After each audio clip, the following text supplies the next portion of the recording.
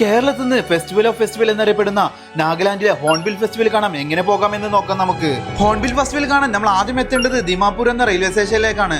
നാഗാലാൻഡിലെ ദിമാപൂർ റെയിൽവേ സ്റ്റേഷനിലേക്കാണ് നമ്മൾ കേരളത്തിൽ നിന്ന് ട്രെയിനിൽ എത്തേണ്ടത്. കേരളത്തിൽ നിന്ന് ദിമാപൂർ റെയിൽവേ സ്റ്റേഷനിലേക്ക് പോകാൻ ട്രെയിൻ നമ്പർ 225-03 ദിബ്രുഗഡ് വിവേക് എക്സ്പ്രസിൽ നമുക്ക് ദിമാപൂരിലേക്ക് ടിക്കറ്റ് എടുക്കാം. ദിമാപൂരിലേക്ക് സ്ലീപ്പർ ടിക്കറ്റ് ഏകദേശം 1110 രൂപയാണ് ടിക്കറ്റ് ചാർജ് വരുന്നത്.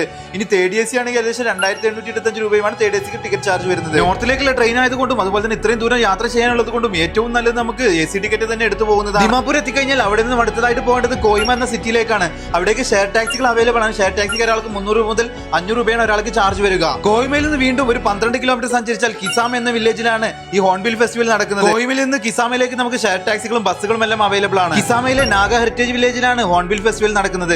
അപ്പൊ എല്ലാ വർഷവും ഡിസംബർ 1 മുതൽ ഡിസംബർ 10 വരെയാണ് ഹോൺബിൽ ഫെസ്റ്റിവൽ നടക്കുന്നത്. അപ്പോൾ ജീവിതത്തിൽ ഒരിക്കലെങ്കിലും ഹോൺബിൽ ഫെസ്റ്റിവൽ കാണാൻ ആഗ്രഹിക്കുന്നുണ്ടെങ്കിൽ വീഡിയോക്ക് താഴെ യെസ് എന്ന് കമന്റ് ചെയ്യൂ. ഇനിയും ഇതുപോലുള്ള വീഡിയോകൾക്കായി ഈ അക്കൗണ്ട് ഒന്ന് ഫോളോ ചെയ്യാൻ മറക്കണ്ട.